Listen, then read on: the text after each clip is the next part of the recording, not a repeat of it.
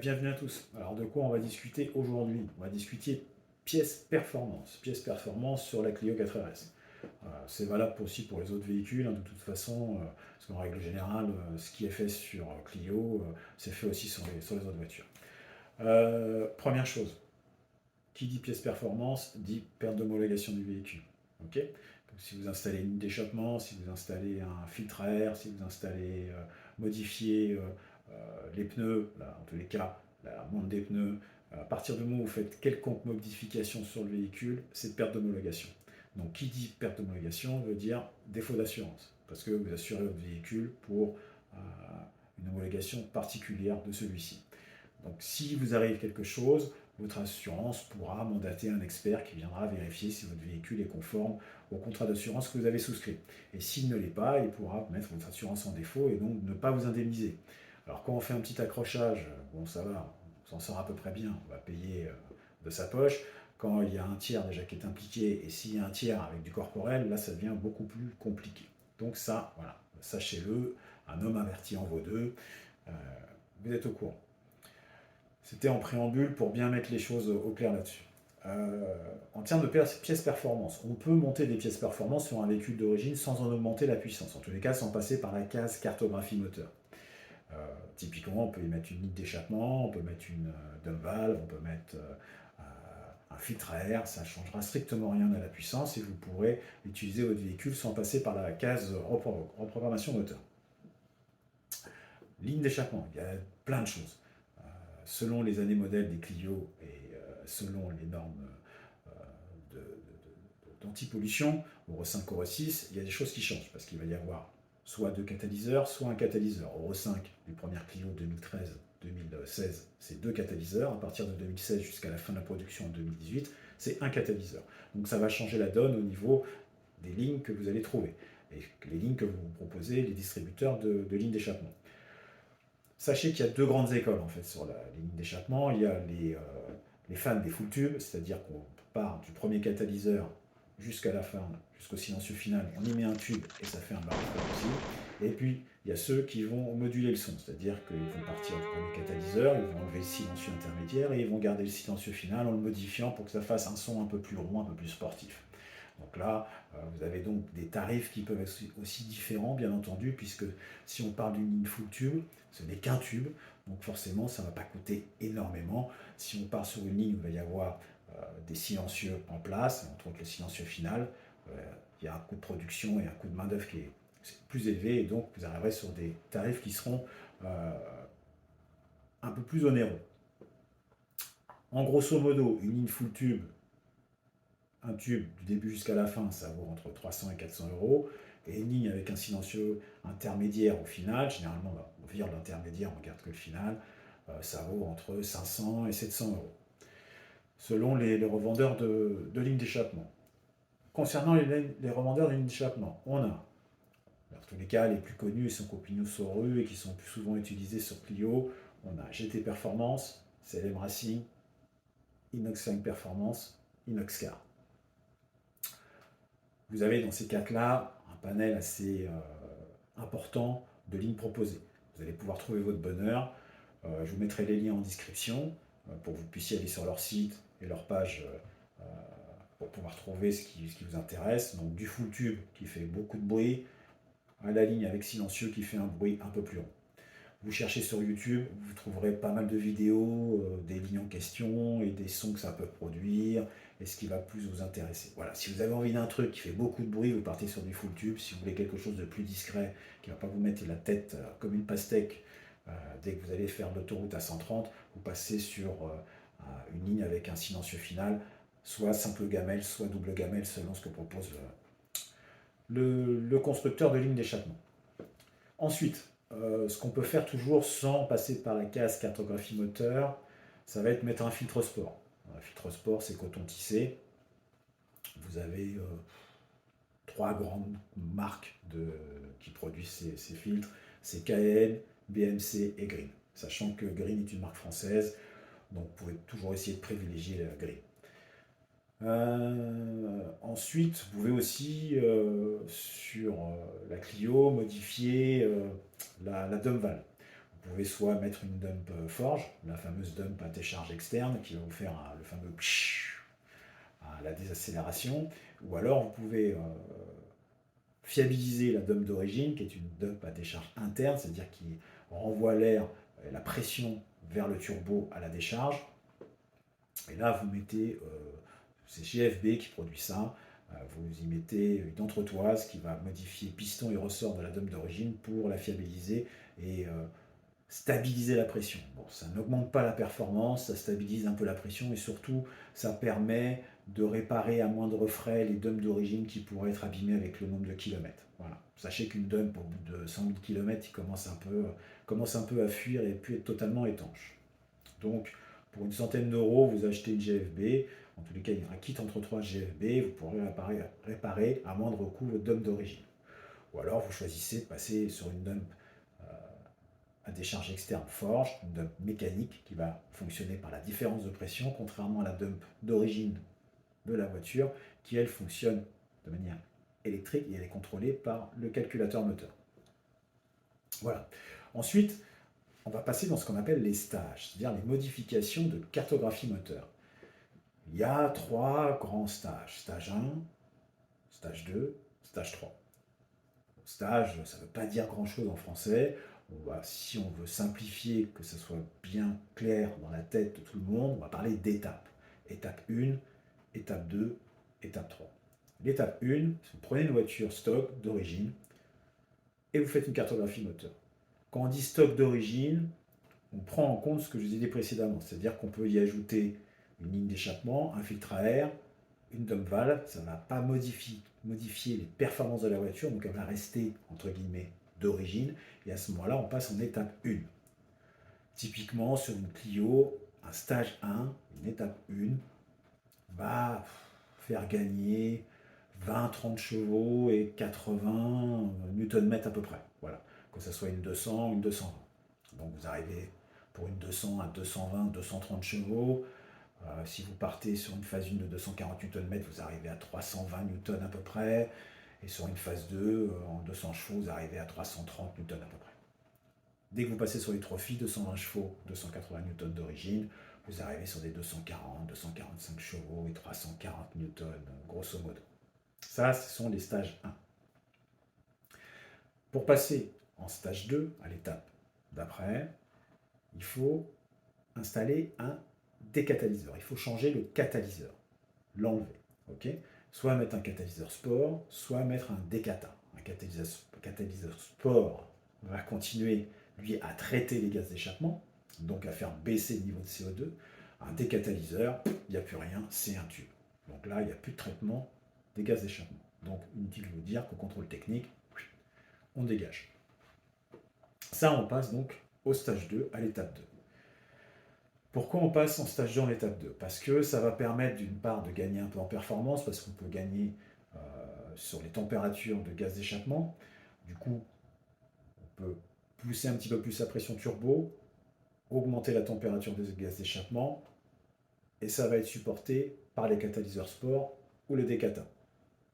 Cette modification sera beaucoup moins bien supportée par catalyseur d'origine, donc c'est pour ça qu'on dit qu'on passe en stage 2. Et aussi et surtout, on va inhiber le contrôle des valeurs de gaz d'échappement dans le calculateur moteur. Pourquoi? Parce que le catalyseur sport ou décata vont beaucoup moins bien traiter les gaz d'échappement, et du coup, il risque d'y avoir des alertes au niveau du calculateur moteur qui, pour lui, va dire attention, là, on a un taux de CO2 trop élevé, j'affiche anti-pollution.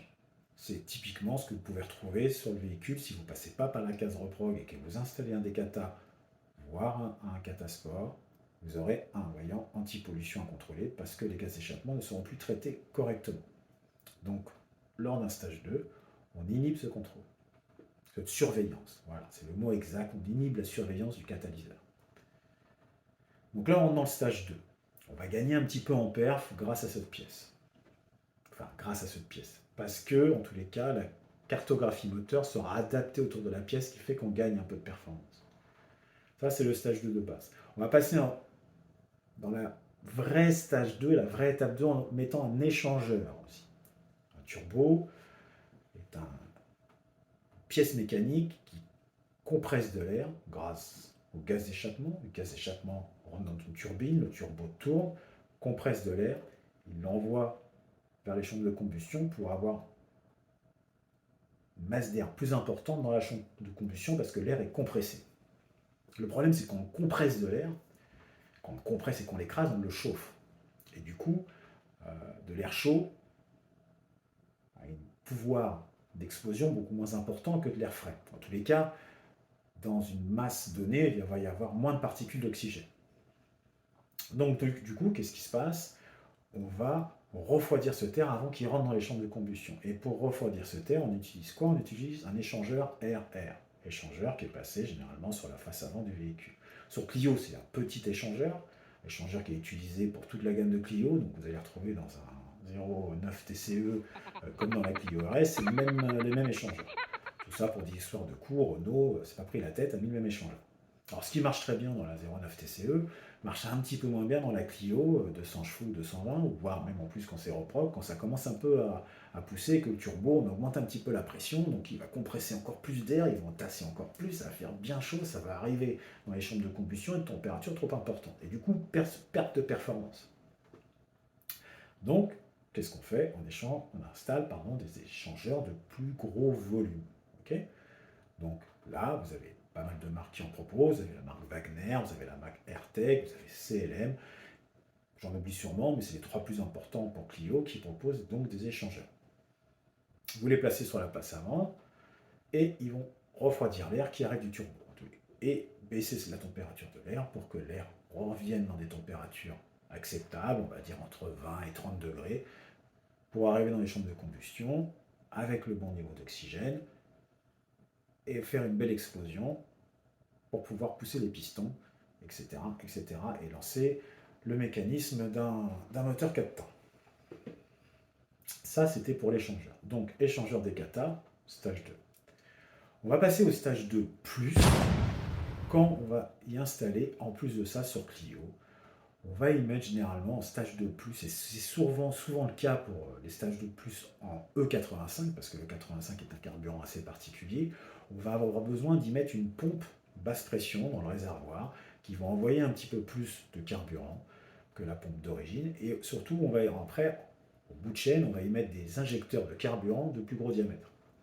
Pour Clio, pas beaucoup de choix, il n'y a pas grand chose qui traîne sur le marché au niveau injecteur, on y installe des injecteurs de Mégane 4RS. Ça se trouve simplement en allant chez Renault et voir avec eux pour qu'ils vous fournissent des injecteurs de Mégane 4RS. Donc là, on passe en stage 2+. On va avoir le décata, l'échangeur, la pompe basse pression, les injecteurs. Certains y ajoutent aussi au niveau de l'admission de l'air qui arrive dans le moteur. Ils vont modifier cette partie. On avait vu précédemment qu'on peut mettre un filtre sport. Là, ils vont carrément y mettre soit un gros filtre, une boîte ITG généralement, c'est ce qui est le plus utilisé, ou une boîte AirTech aussi, c'est un gros filtre à air qui récupère de l'air, l'envoie dans le turbo le compresse, l'envoie dans l'échangeur, dans les chambres de combustion. Donc là, on est dans le stage 2+. Après, on peut passer au stage 3, l'étape 3. Et là, pour passer à l'étape 3, on change carrément le turbo. On met un turbo plus gros qui va souffler plus, avec lequel on va pouvoir souffler beaucoup plus. Un turbo d'origine sur une Clio 200 va souffler à 0,8, voilà, 800 millibars à peu près. Et sur une version 220 va souffler à 950 millibars à peu près. En reprog, en stage 1 et stage 2, on va les faire souffler chez nous, et RSM Concept RS1, on les fait souffler à 1 bar 2, à 1200 millibars. Okay, stabilisé. De temps en temps, il y a des petites pointes de boost, ça va aller un petit peu plus, mais généralement, c'est bien stabilisé à 1200 bars. En tous les cas, on donne des consignes de boost pour que ça reste à 1200 bars. 1200 millibars, pardon. 1200 millibars. Le stage 3 va permettre d'installer un turbo plus gros qui, lui, va nous permettre de faire souffler le turbo à 1400, 1500 millibars. Généralement, on reste à 1400 millibars chez nous, en stage 3, de manière à arriver à des puissances plus élevées. Okay, puissance plus élevée. Sur un stage 2, stage 2, on passe les 250 chevaux, 255 peut-être, quand la voiture est bien en forme. Sur un stage 2 plus, on va passer à 265 chevaux, 270 en grattant bien. Et avec un turbo Mamba qui souffle à 1 bar 5, on va passer ce step qui est super compliqué à passer parce qu'il y a beaucoup de réglages à faire. On va aller chercher les 280, 285, 290, voire les 300 chevaux. Ce que nous, on a réussi à faire récemment sur une Clio. D'autres font mieux, mais nous, voilà, on fait 300 chevaux, on arrive là, fiable, et là, on est déjà à la limite, pour nous, tout ce qu'on peut faire en termes de puissance, turbo et injection de carburant. Parce qu'après, il y a la pompe basse pression dans le réservoir, mais il y a la pompe haute pression qui, elle, va injecter dans la partie finale le carburant dans les injecteurs, et la pompe haute pression qui va commencer un petit peu à saturer. Alors il y a quelques petites modifs à faire sur les rampes d'injection, etc. Il y en a certains qui le font pour pallier à ce problème de pression carburant et stabiliser la pression carburant dans les tours, mais ça c'est un autre débat. Donc là on est dans le stage 3. Voilà. Donc là vous avez à peu près l'ensemble, le panel des pièces performance qu'on peut installer sur une Clio 4RS en termes de moteur. Le moteur c'est bien, mais après, ce qu'on peut aussi faire, c'est rester sur une voiture peut-être même stock d'origine avec une ligne d'échappement et un filtre à air, mais en améliorer la tenue de route. Il faut savoir qu'une voiture qui tient la route, vous pourrez en tirer beaucoup plus tout le potentiel qu'une voiture qui tient moins bien la route. Bon, les châssis Renault Sport sont réputés pour déjà être très efficaces, mais on peut les améliorer. Pour ça, vous avez différentes solutions. Vous avez des solutions avec des marques comme KW qui vont proposer des ensembles combinés filetés, c'est-à-dire la suspension, le bras de suspension avec le ressort. Vous avez une autre marque aussi, c'est Bilstein et Eibach, donc qui vont proposer aussi suspension et ressort. Suspension Bilstein, ressort Eibach.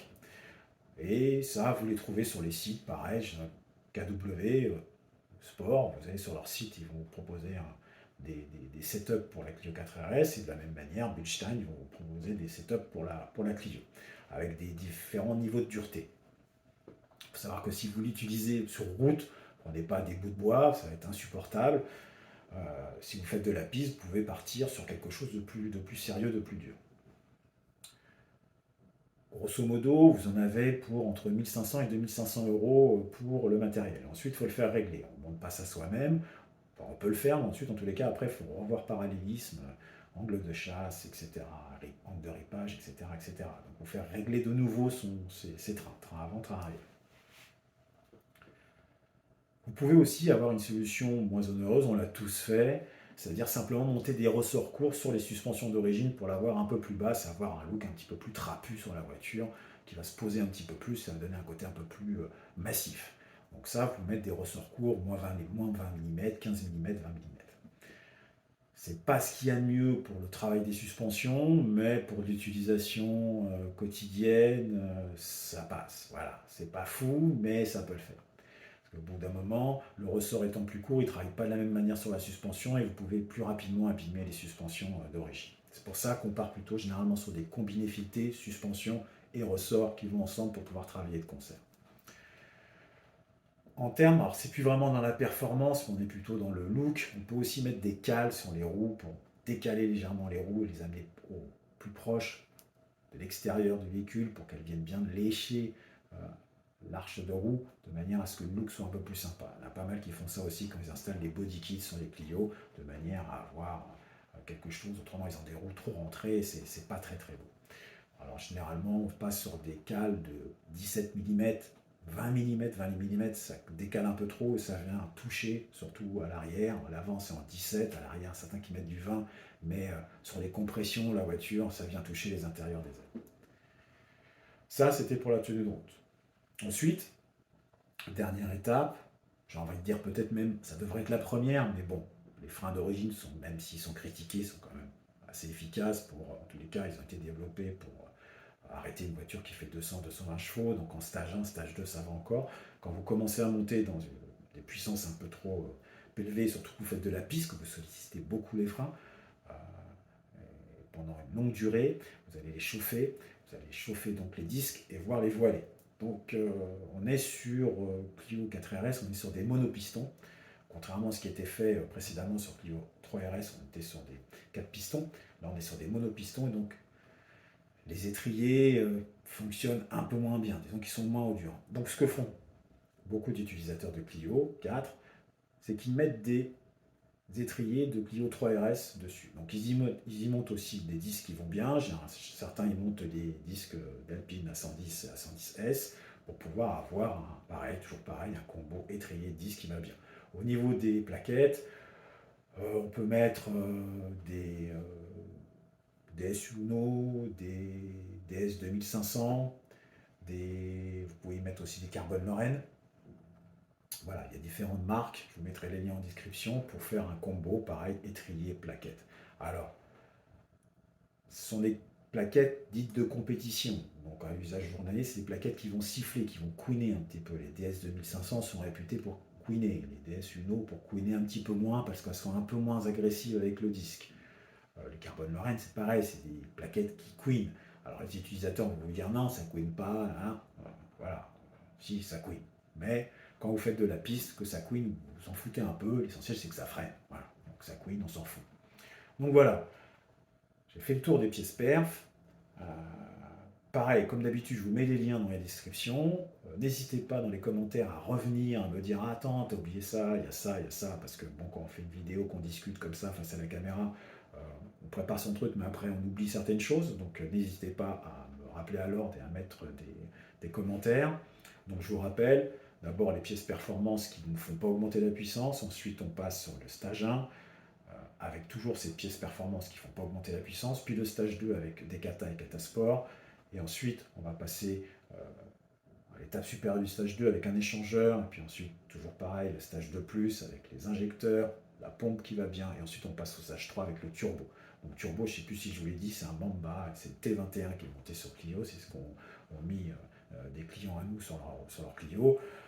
C'est les turbos, ils sont adaptés, ils sont prévus pour la Clio, ils s'adaptent sur les catalyseurs et sur le moteur sans problème. Donc, enfin, sans problème. Il y a toujours des choses à faire, mais en tous les cas, ils sont adaptables.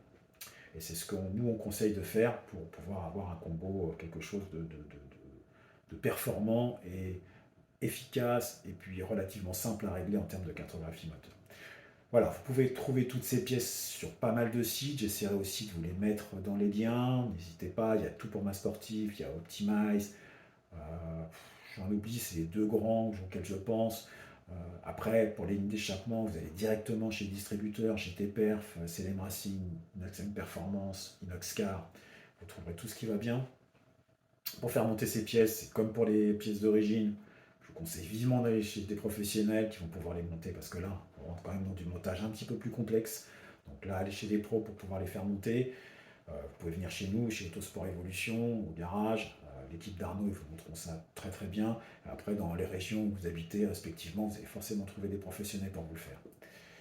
Voilà, je crois avoir fait le tour. Comme d'habitude, vous n'oubliez pas de vous abonner, vous n'oubliez pas de cliquer sur j'aime, vous abonner à nos pages Insta, à nos pages Facebook, RSTune, RSM Concept, Autosport Evolution. Vous nous contactez, on est là pour vous aider, pour vous faire vos stages performance, vos modifications de cartographie moteur pour les associer avec vos pièces performance pour que ça fonctionne et que ce soit efficace. Je vous dis à très très bientôt. Je vous retrouve pour d'autres vidéos. J'en prépare d'autres sur certainement des stages qu'on va faire sur les Clio. Cette fois-ci, j'essaierai d'être plus dans le véhicule pour vous montrer un peu comment se passent les logs et comment se passent les mesures de puissance. Je reviendrai aussi sur d'autres vidéos sur les pièces comme ça, sur d'autres sujets, entre autres sur Flex ou Full 85, qu'est-ce que c'est, Euro 5, Euro 6, qu'est-ce que c'est, etc. Pas mal de petites vidéos qui se préparent.